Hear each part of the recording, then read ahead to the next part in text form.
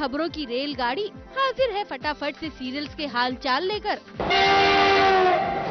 फटाफट खबरों में हमारा सबसे पहला स्टेशन है राजा रानी का सेट, जहां पे अनजाने में रानी गायत्री का सामना सरताज से हो जाता है और फिर क्या, सरताज के पीछे वो भागने लगती है।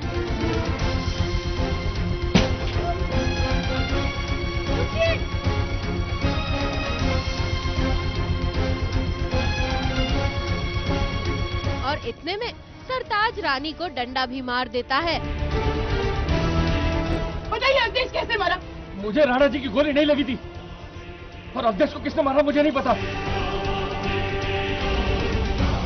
सरताज भाग ही रहा है जब से बड़ी रानी माँ ने उसे घर से धमकी देकर बोला है कि तुम वापस नहीं आओगे जब तक कि मैं तुम्हें नहीं बुलाऊंगी।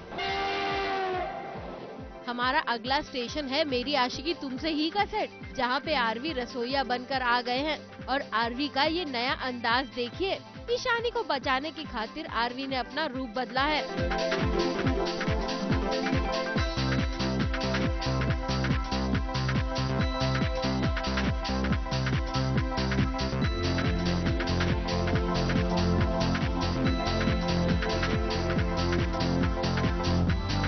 मैं ईशानी को बचाने के लिए जा रहा हूँ। जो निर्भय है उसके ऊपर अत्याचार कर रहा है, घसीट के उसे मार रहा है, तो ऑब्वियसली रणवीर ये बर्दाश्त नहीं कर सकता। तो इसलिए एक नौकर का गेटअप लेकर अभी आ रहा है, वो घर में घुसने की कोशिश कर रहा है। तो इससे उससे पता चल सकता है कि ईशानी के साथ क्या हो रहा है और इसी तरीके से वो ईशानी को बचा सकता है। अब बढ़ते हैं थपकी के सेट पे, जहाँ पे श्रद्धा ने एक और चाल चली है।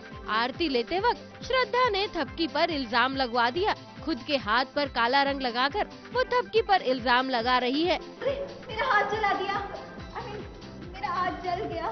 हाय राम जी।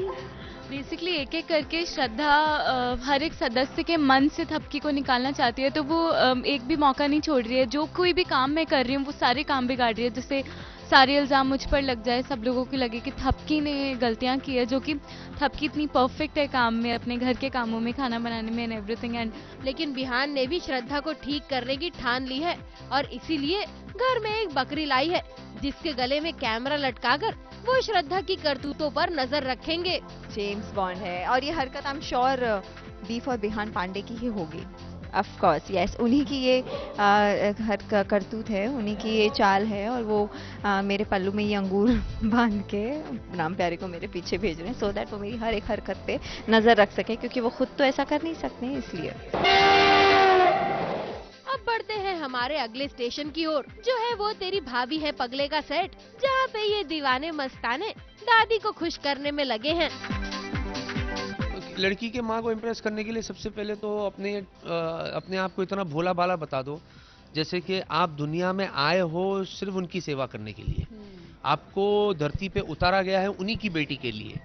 सबसे पहले तो ऐसे आप कैप्चर कर लो, फिर उनको अपनी माँ बना लो। माँ को अच्छे से खुश किया जाए, फिर उसको अपनी माँ बनाया जाए और फिर अपनी तरफ किया जाए। बस मेरी भी यही जद्दोजहद जारी है।